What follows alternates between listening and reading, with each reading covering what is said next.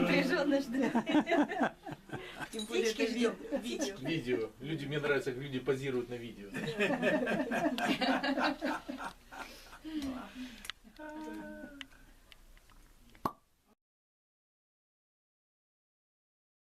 Otherwise they have no chance to see it. And Father, what's the biggest challenge you meet when you became a priest at St. Spiridon? It was introducing English, because the services were all in Slavonic, and there was no English at all, and it was introducing English into the liturgy on Sunday, and also the Saturday night service to do English. During the week we had primarily Russians attending, so during the week there was no problem. But the introduction of English, and there were people that were opposed to services in English, and a few people left and went to St. Nicholas. And the late Eugene Novik, who was the choir director, and I worked out a schedule where we would take, say, the first antiphon this Sunday in English, next Sunday in Slavonic, and we just alternated things like that and slowly introduced more English into the service. It's still alternating now, right? Yeah, they still do a little bit of Slavonic, but not that much. And how you came to be a priest? Were you born in some family of priests, or how it evolved? I was born into a family of priests. My father was a priest. My mother's brother, my uncle, was a priest, and his son was a priest. So I had that in my background, but I had wanted to be a priest from the time I was a little boy. And my father told me to go and receive my secular education first, and then I could go to the seminary, which is what I did. I received my secular education first, and then went to the seminary. And when I got to the seminary, because I was from the Institute of Language and Linguistics School of Foreign Service at Georgetown University, and I majored in, since I spoke Russian, my father made, let me go back a little. When I was growing up, my father made me learn to read and write in Russian. I wrote in Russian in the old orthography, not the new orthography. Russian or Old Slavonic? Russian. Plus he made me learn Slavonic grammar also, so I had to learn Slavonic. And you also know Greek, right? No, my Greek isn't. At one time I knew a little more Greek. I haven't used it in a long time. But the other thing is, my father was a graduate of the Predvornaya Pecherskaya Kapela. He had a master's degree in church music. In what city? St. Petersburg. Uh-huh. So when I was growing up, I was about 5, 6 years old. He would go for a walk every night, and we had a big park across the street. And he'd walk around the circumference of the park, and he would take me with him, and he started teaching me the church music. So we'd start, and he'd say to me in Russian, "Хорошо, Господи, возвах глаз первый. Господи, возвах тебя, услыши меня." So he'd say, "Lord, I call upon thee," the first tone, and he'd sing it, and then I had to repeat the phrase. And I learned all the tones that way. At what age it was? I was about 6. You remember that? Yeah. And I learned all the tones, and then once I got to be about 10, 11 years old, he started teaching me how to direct a choir and all, and that's how I learned to direct a choir. And what happened was, when I was about 16, the choir director in his parish came to church. He was drunk one day, and he was told to leave. And that's just for one exit? Just one time, but the parish was all up in arms because that's strict drunk. Order, Father. And so then I took over and I was directing the choir. But that's how I started, and once I finished Georgetown, I went to apply to St. Tikhon Seminary, and they gave me 2 years credit for the knowledge of Russian that I had, plus my knowledge of church music and all, and I got 2 years credit. and started in the junior year at the seminary. So you were born in St. Petersburg? Or? No, I was born in Meriden, Connecticut. I was born in the United States. And then when I was on the parish, when I was a priest, and I was on the parish in Yonkers, New York, then I went to St. Vladimir's Seminary, and that's when I studied at St. Vladimir's Seminary. So I'm from two seminaries. And who was your, I would say, main teacher at seminary? At St. Tikhon's, it was the late Archbishop Ciprian. He was the dean of the seminary. And then we had a professor of dogmatic theology, Archimandrite Victor, and he was Romanian, and he was later a bishop in a Romanian church here in America. And at St. Vladimir's, it was the late Father Alexander Schmemann, primarily, and then Father John Meyendorf, also late Father John Meyendorf. And Alexander Schmemann wrote a lot of books about Christianity, right? Yes, he did, yes. And I got to say he had a great influence on me. What's the main point he influenced you personally? The importance that the church service should be to bring the faithful closer to God and to instill in the faithful the need to go to church, to pray, and to work, to live a life in Christ, with Christ, and guided by the Holy Spirit. And that was a quote from the late Father Bulgakov, who made that statement.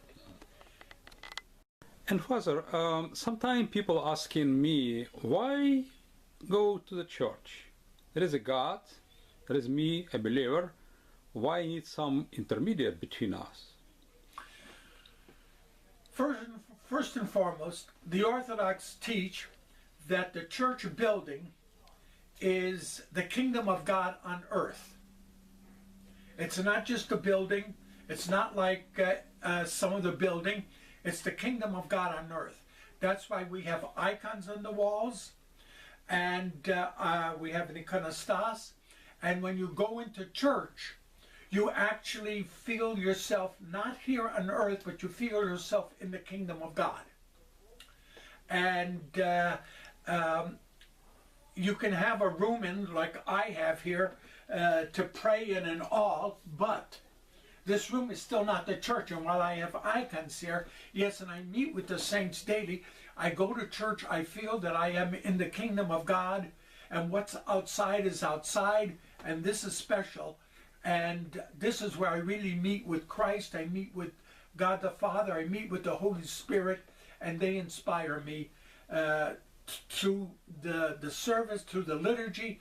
And then every day during the week, I try to build on this and anticipate the next time I'll be in church.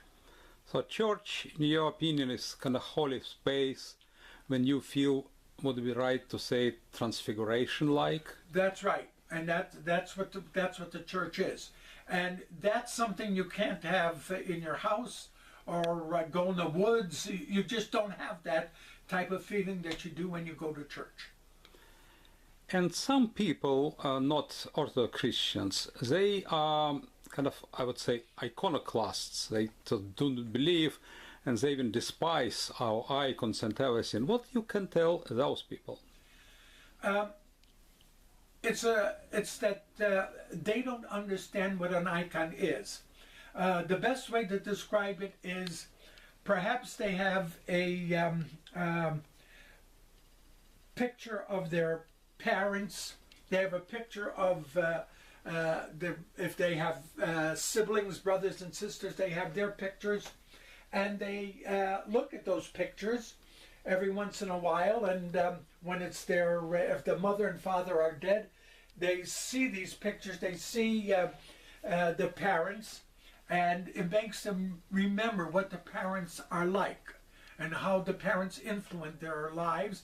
And some even kiss the pictures. I mean, I have a picture of my parents right there. There's my father and mother and my nephew. And the icon is the same. We don't worship icons. We pay respect to icons. But we venerate kiss them. We kiss them, just like we would kiss the picture of our parents. And it's to bring us closer to God, because it's through the lives of these saints, these men and women that dedicated their life to Christ, beginning with the apostles, and that's why we have various type of saints. We have martyrs, we have bishops, we have monks, we have nuns that are saints. They dedicated their life to Christ to bring Christ closer to people, to bring God closer to people. And this is why we have these icons. We look, for instance, here's an icon of the Holy Trinity. That's after Rublev, right? That's Rublev's Holy Trinity. So we look at that and we realize Father, Son, and Holy Spirit. They're right there. Here's an icon of St. Herman of Alaska. And we see this icon, and there's a relic of St. Herman. What is this relic? That means a little piece of his skin or something. Oh, okay. Moshti. Moshi, yes. And I look at this icon of St. Herman, and I think of his life and everything that he did, the miracles that he did. And especially St. Herman is close to me because I witnessed a miracle that he performed. Can you tell us about that? Yes, this happened about 35 years ago. I was in Seattle just about a year, and the telephone rang one Sunday afternoon, and it was the Veterans Hospital calling, and they told me that a man had been air-vac'd from Alaska to Seattle to the Veterans Hospital, and he wanted to see a priest. His priest gave him my telephone number. So I went to the Veterans Hospital, and the man told me he had an aneurysm on the brain, and he was in Seattle to have surgery on Tuesday. Aneurysm, kind of inflated vein, right? Yeah, that's right. And and he wanted to go to confession and communion. So I told him that I would come Monday morning, and Monday was a holiday. It was presentation of our Lord in the temple. So I told him that I would come about 6 o'clock in the morning to give him confession and communion. So I came at 6 o'clock in the morning, and he went to confession and went to communion. And as I was leaving, I told him, I'll come and see you on Thursday. I figured 3 days after surgery, he should be a little better and I could see him. And he asked me to put out the light to the room. Well, on Thursday, I went to the Veterans Hospital, and I stopped at the desk and asked the receptionist what room he was in, what ICU room he was in. And the receptionist told me gave me the room number, and it was the same room number that I had seen him on Sunday and Monday. And I couldn't figure that out. So I went up there and I stopped at the nurse's desk, and she told me, oh yes, he wants to see you. He's in the entertainment room. He's in the entertainment room. And I expected to see a head bandaged, and the head wasn't bandaged. And he saw me and he says, you and I have to talk. Come to my room. So we went to his room, and he said, you put out the light. And I fell asleep. He said, suddenly there was a bright light shining in my eyes. And I woke up, and there was an old man standing at the foot of my bed. And I looked at the old man, and the Alaskans don't call him saint, they call him father. It was Father Herman. And he said to me, when you went to confession, you ended your confession by saying you wanted to change your life. And he said, yes, I want to change my life. And St. Herman said to me, if you promise, when you leave here, to go to the seminary, become a priest, and go to a village that hasn't had a priest in many years, and serve that village, do you make that promise? And he said, I said, yes. And St. Herman said, you are healed, and he disappeared. That true story. That was the story. So he said on Monday they took him and did X-rays and MRIs, and they couldn't find the aneurysm. So on Tuesday they called Anchorage, and they had all of his documents sent down. Wednesday they spent comparing X-rays and MRIs, And Wednesday night they told him that he was going to be sent back to Alaska on Thursday. They can't find his aneurysm. And do you know these doctors, do they publish this event? I don't know. Maybe Lancet or other magazines? I don't know, but as I said, I witnessed that. I would doubt. But and from what I know, he went to the seminary, and I guess he was ordained and out on a parish somewhere in Alaska. And Father, is it true that each priest is actually kind of not baptized, but dedicated to his position by previous priest, and this tradition goes back to St. Peter? Right. We call it apostolic succession. And in Russian, it's рукоположение. Rukopologenia, it's ordination, right. And what it is you take a priest and you look at the bishop that ordained him, and then you take the bishops that ordained that bishop and you start tracking back their history, and you can track it back to one of the original apostles. One, not necessarily St. Peter, some of the 12, I mean 11? One of the 12 apostles. It doesn't have to be St. Peter. Really? Okay. So do you feel this tradition yourself, that it's kind Yes, of long? yeah. That the priesthood in the Orthodox Church is over 2,000 years old. It never was interrupted. It was never interrupted, and the only thing that changed was, say, in the first 100 years of Christianity, each city had a bishop, and the bishop ruled that city, and the bishop's liturgy was the most important service. And then as Christianity spread, they started to have the priests take over parishes, and that's how what we know as a parish today developed. But the priests, we all feel that we have our beginning with the apostles. And Father, can I ask you a personal question? How did you meet Matushka? Yeah, I had worked my way through college. At age? Well, once I went to Georgetown, I had to work my way. My father didn't have the money to educate me. How old were you? I was 19, so I worked at odd jobs, and then once I turned 21, I took a job as a cab driver.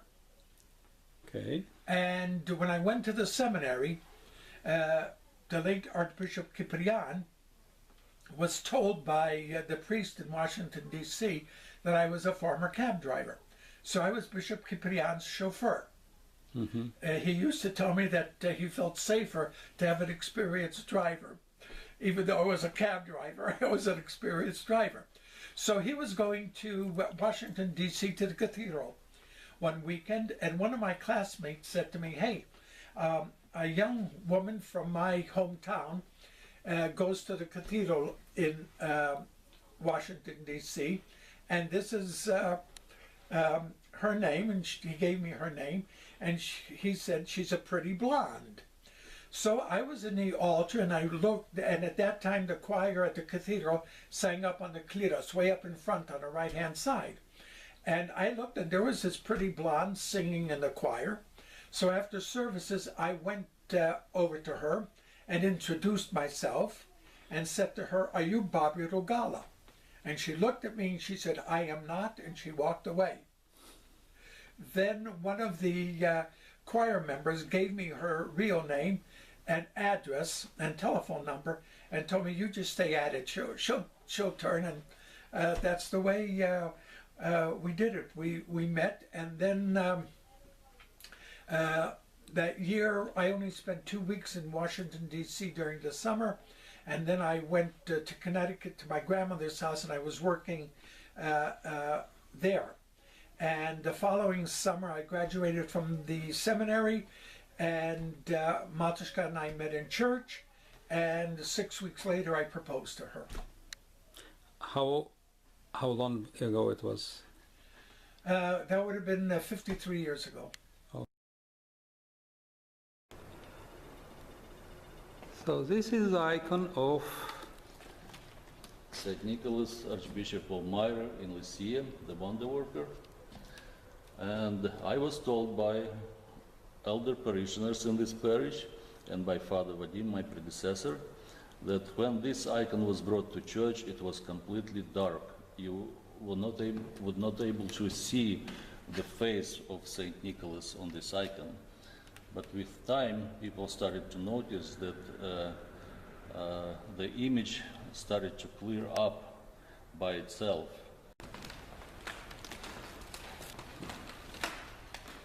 Now we are entering altar, a sacred place only few are visiting.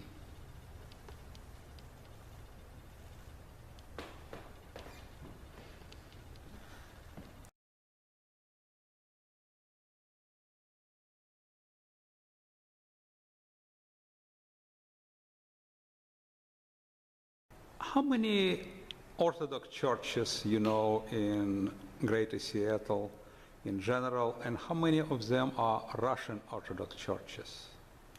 Well, let us count together. Officially, there is only one Russian Orthodox church in Seattle. It's the St. Nicholas Orthodox Cathedral in Capitol Hill. Then we have two Sorbian parishes in the Greater Seattle area, one Romanian parish, two Greek parishes, and let me see, one or two Antiochian parishes if you go further north.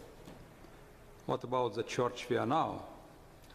This church belongs to the Orthodox Church in America, but it has Russian roots. Those who know the history of the Orthodoxy in the United States, they know that the church organization in the United States used to be a part of the Russian Orthodox Church of Moscow Patriarchate. First it was an Archdiocese of Alaska, then it became a Metropolia of North America. So Orthodox Church in America is a former Metropolia of the Russian Orthodox Church. But now these ties are kind of cut, or you maintain? Well, all canonical churches, they do maintain ties. They have,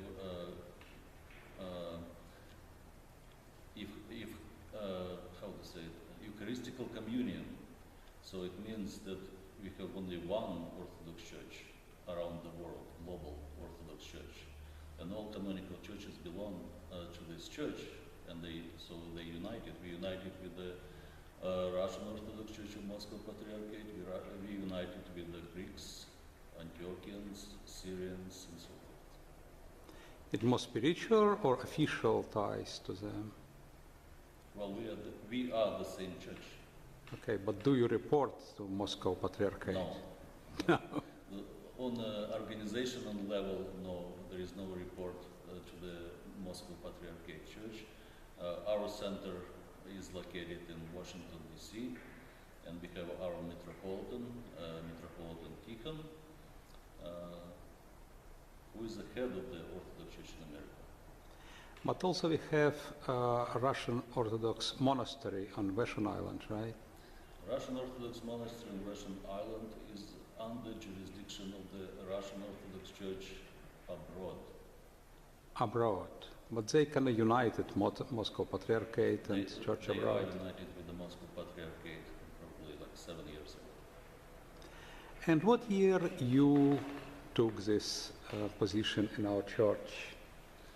I was assigned to serve in St. Spiridon Cathedral in March 2008.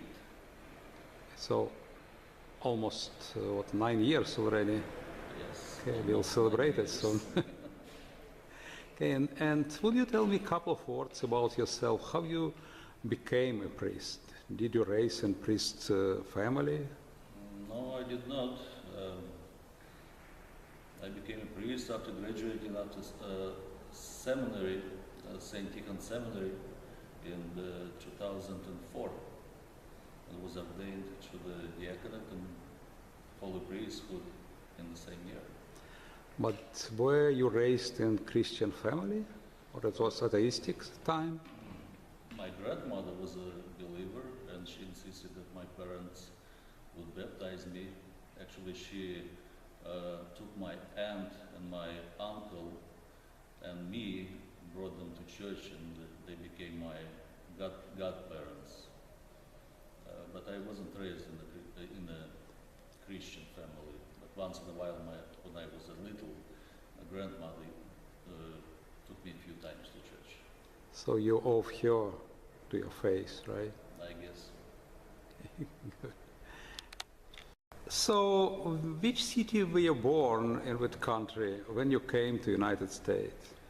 Well, I was born in 1964 in the city Ijevsk. At that time it was autonomous, Udmurt Autonomous Socialist Soviet Republic of the former Soviet Union. I grew up there, went to school, graduated from school, and entered into a technical military college in the city of Perm.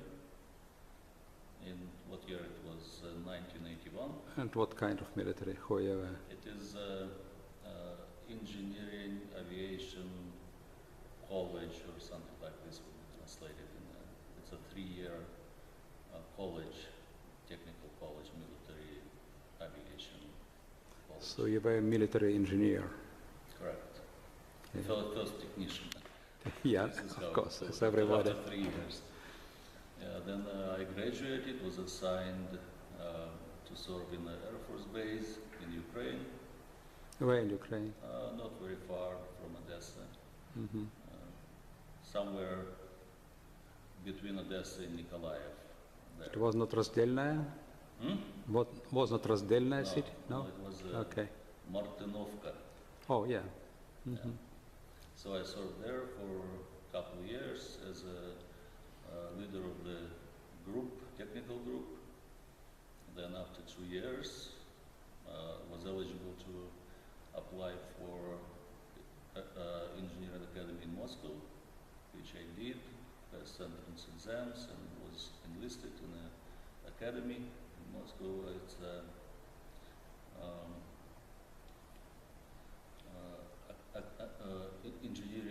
Aviation Engineering Academy. After Zhukovsky? After Zhukovsky. Oh, it's a kind of Moscow downtown almost.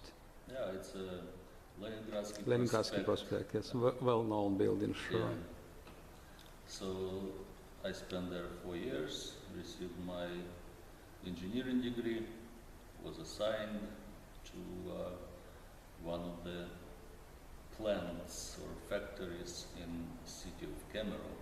Hmm. It's western Siberia.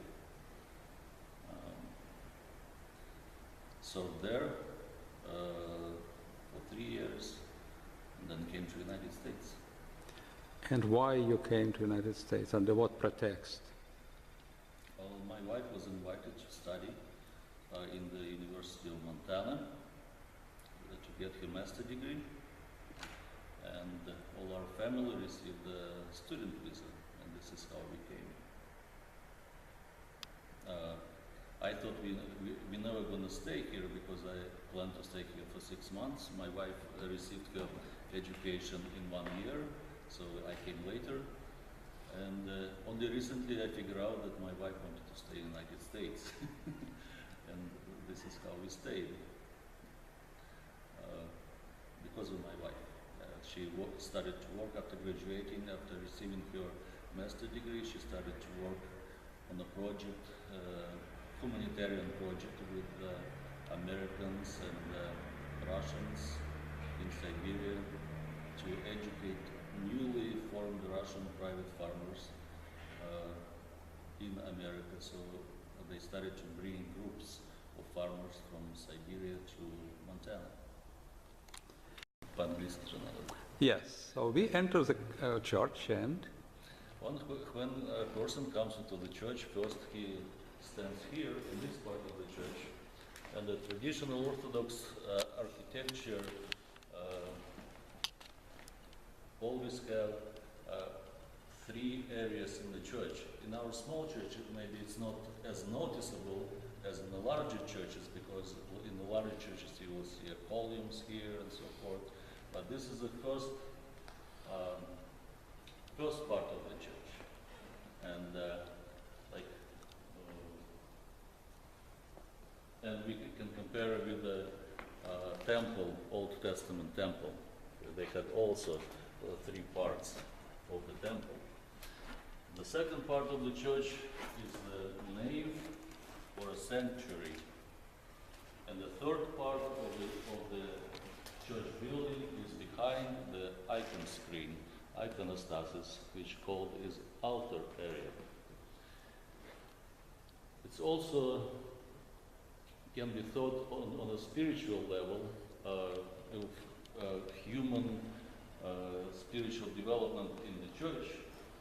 This part will be associated with those people who started to believe in Jesus Christ but are not baptized yet. They're not part of the church.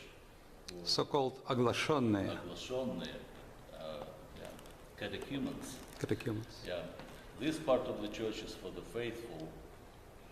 And that part of the church considered to be, in a spiritual sense, those who received an enlightenment or theosis, and like 3 steps of human spiritual development in the church. And further, official or statistical data said that number of believers in the United States steadily and gradually decline. Would you comment on this event? Well, no, first of all, I would like to mention that the Orthodox Church in America does not decline. It's still growing to compare with other denominations that common to the Western Christian societies, like the United States. But generally, the number of Christians declining, it's a general trend in Western Europe and in America. Why it's happening? The answer is one, in my opinion, is just the world becomes more materialistic. People interested in things that they can touch and have and put something in their pocket. Maybe it's because of the general education, or to simplify the education that people get in America. Even after the graduating of high school, people enter into the colleges or universities. They get in a narrow degree in the More and more specialized. more specialized in a future profession, and this is how they try to concentrate this subject of studies very narrow, and things like philosophy and history doesn't fall into the frame, for example, of computer science engineers. And after receiving this education, people just trying to get very busy with their Career, yeah. And the church itself is just something outside their life, or maybe can become a part of their life, but not very significant part of the life, and doesn't give them material benefits or any other benefits in their opinion. And do you think it's a big gap between science and religion? No, I don't think there is a big gap. I think it's two different spheres of human activity. Science, it's an effort of man to figure out this world and everything in it, and religion, it's a revelation from above about how this world works.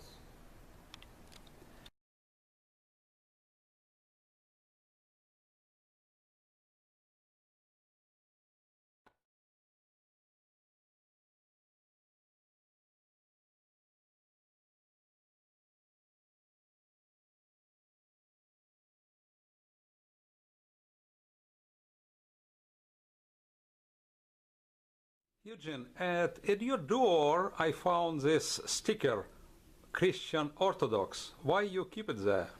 Well, this is kind of to deter from all those Jehovah Witnesses, Mormons. They are kind of bothering me all the time, so I decided to tell them not to bother me anymore. Because they know what the true religion is. They I want believe so. to bring you there. I had some conversation with them, and they didn't like my answers, so hopefully they won't come anymore. Yes, I hope so. How many languages you know? How many languages you fluently speak? Well, Polish, because I was born in Poland. Where in Poland? Białystok, the city Białystok, by the 50 kilometers from Belarusian border. Okay. And so I was born there before Second War, 1938. And then, of course, I grew up in Poland, and I came to United States first time 1971. But I speak also Russian fluently, and some English. Some English? Yeah, English is perfect. And I can speak some Ukrainian. Okay, so you're fluent in 4 languages at least, right? At least, yeah. Okay. And what moved you to United States? Pardon me? Why you moved to United States? I was hired by St. Spiridon Cathedral to be a choir director. It was 1971. So they found you in Poland? They found me in Poland, and then they hired me because they needed choir director who knew Church Slavonic language. Uh-huh. And they couldn't find anybody right over here. And that was an accident that they found me, but they did. That's it's a longer story to explain how I got there here. But eventually they sent me invitation, sent me a ticket to from Montreal to Seattle. Why from Montreal? You've been Because to Canada? Montreal, I came on a boat from Poland to Montreal on a boat.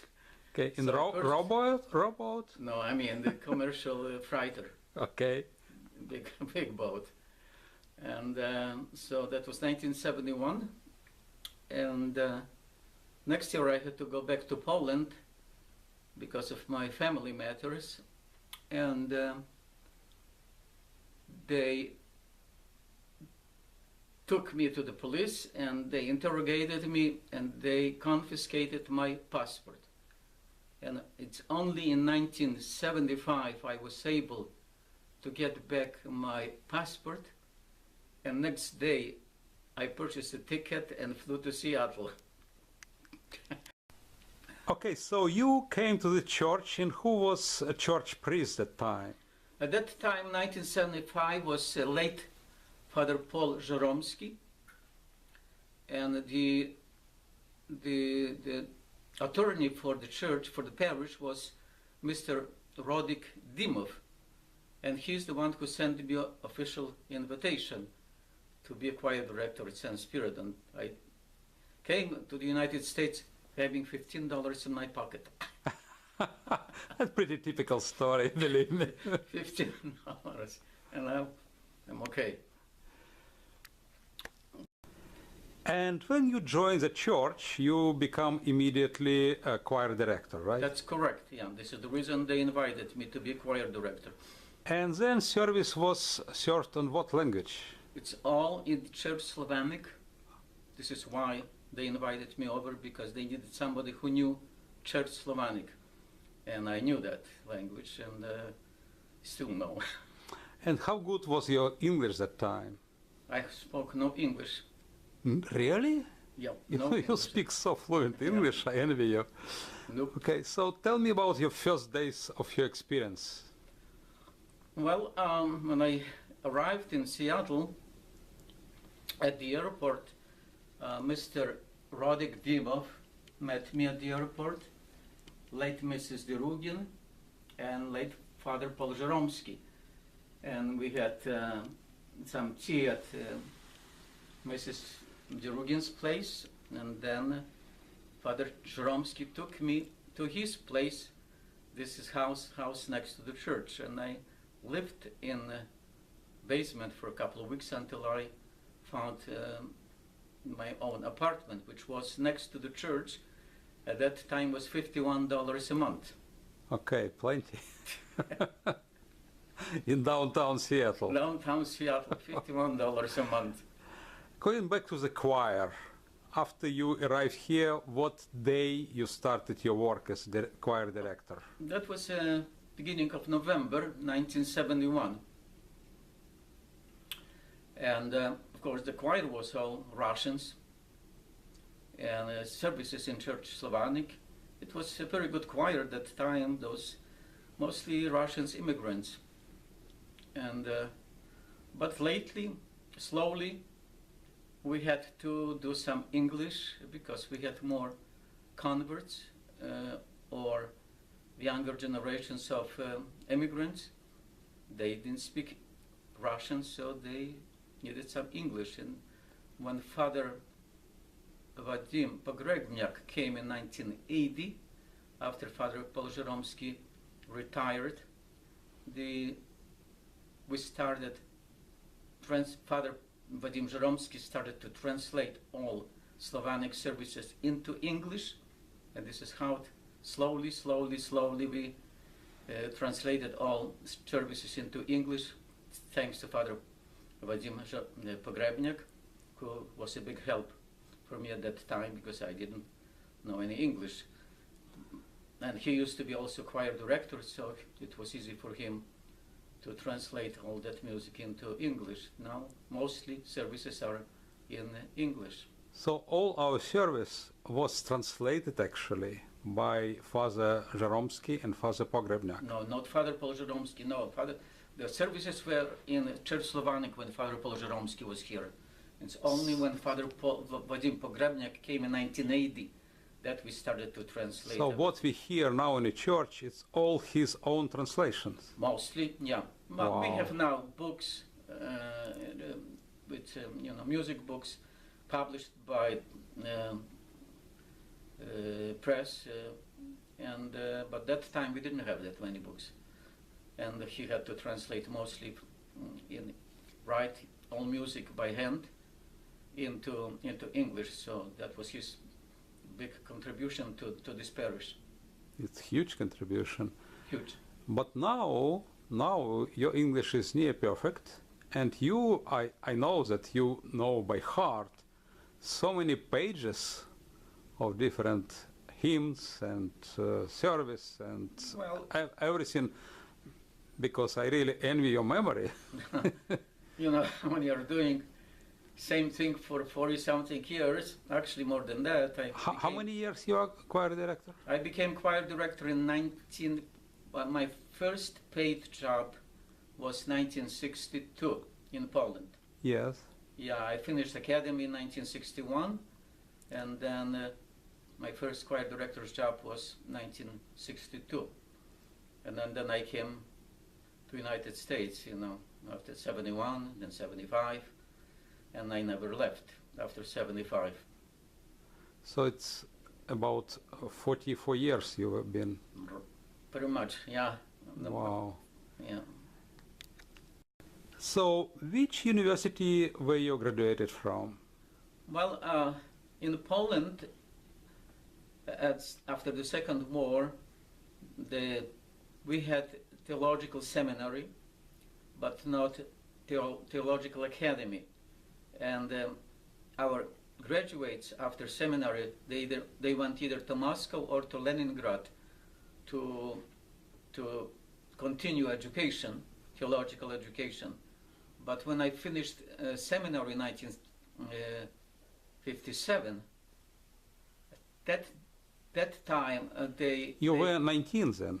1957. I mean, your age was 19, right? Well, yes. I was born 38, 19. Okay. So at that time they opened a theological section, Orthodox theological section at Christian Theological Academy in Warsaw, because we had on professors now, deans, educated people by that time. So, 1957, I went to Christian Theological Academy, which I graduated in 1961.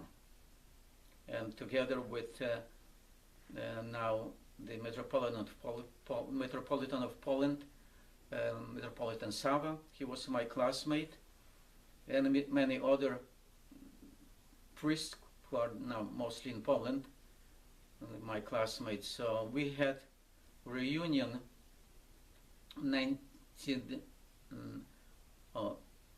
61 and 50, 2011.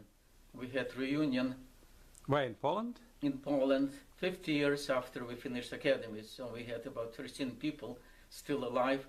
So we got together and spent 3 days talking and having good time. Well, Eugene, what is for you to be a choir director in the Russian Orthodox Church? To be a choir director, it's not a job. To me, it's not a job, it's a calling. It's a big honor and privilege to serve God.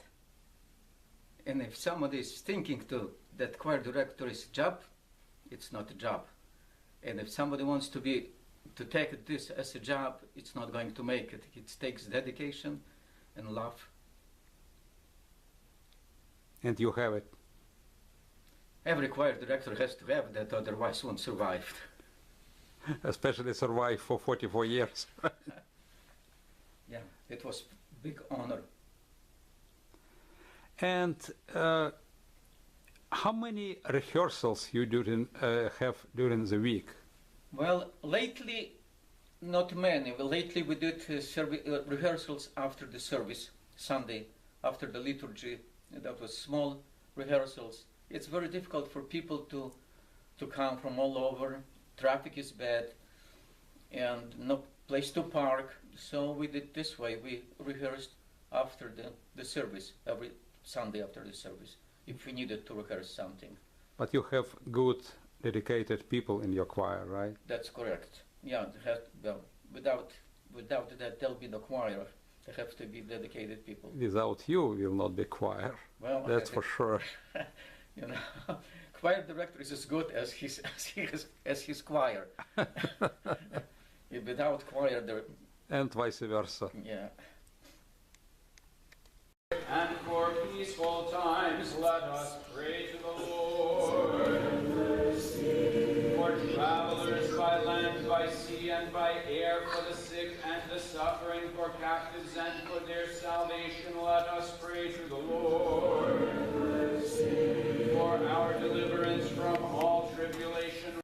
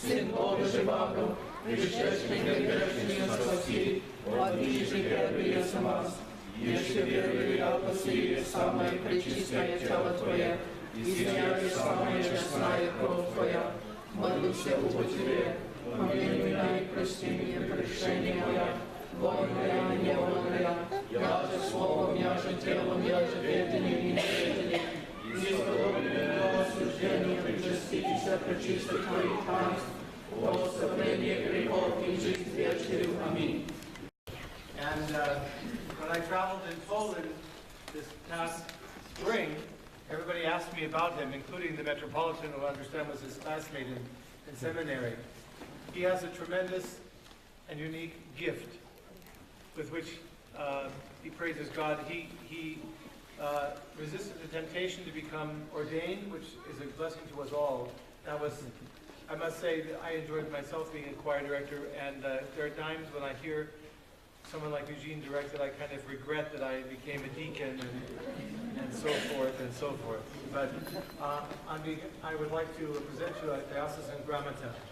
By the grace of God, we wish to express our pastoral gratitude by invoking God's blessing upon Eugene Noe in recognition of his 42 years of service as choir director at St. Spiridon Cathedral, Seattle, Washington. God bless you. Bishop Tikhon used to say we should not thank people, but we should thank God for them. So I thank God for you, and I thank God that I've been able to be here to hear you as you express your art. It's really an art. God bless you. I also have icons for you all of St. Sebastian of Jackson and San Francisco.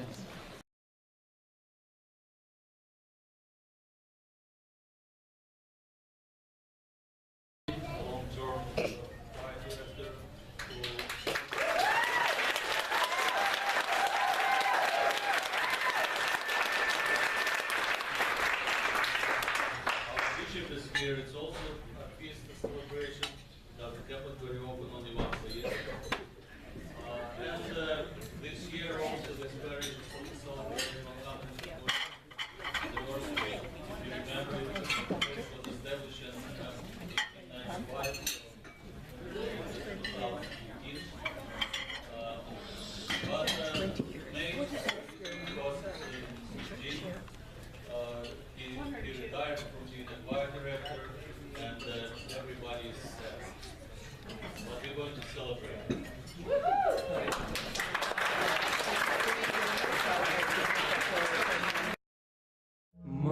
Мария, Дева чистая, Пресвятая Богородице, радуйся, невесто, не невестная, Царице, Мати, Деву, руно все покрывающее, радуйся, невесто, не невестная,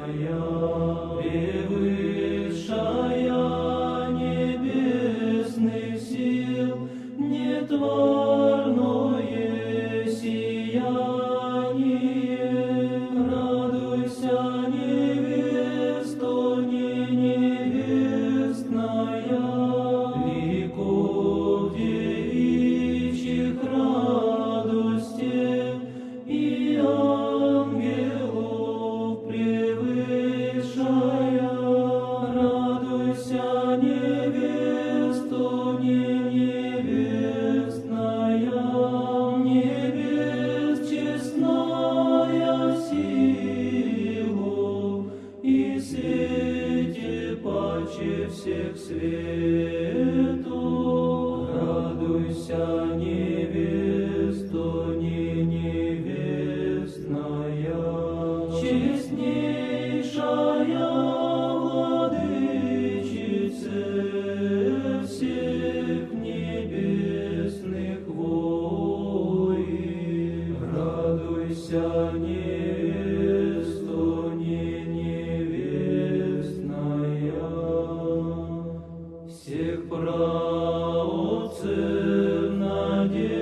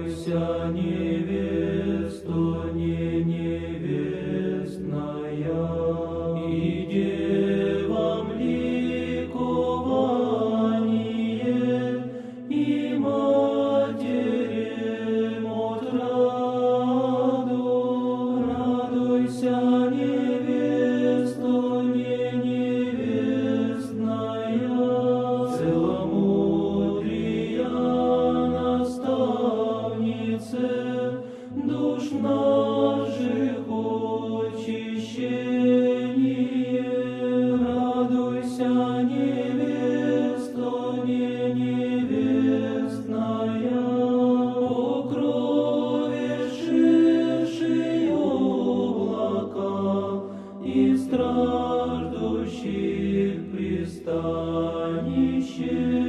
Радуйся, невеста, не невестная, немощных покровы заступнице, надежду ненадежных. Радуйся, невеста, не невестная. Мария, Матерь Христа, истинного Бога, радуйся, невеста, не невестная. Ааронов жезле прозявший, сосуде тихой радости, радуйся, невеста,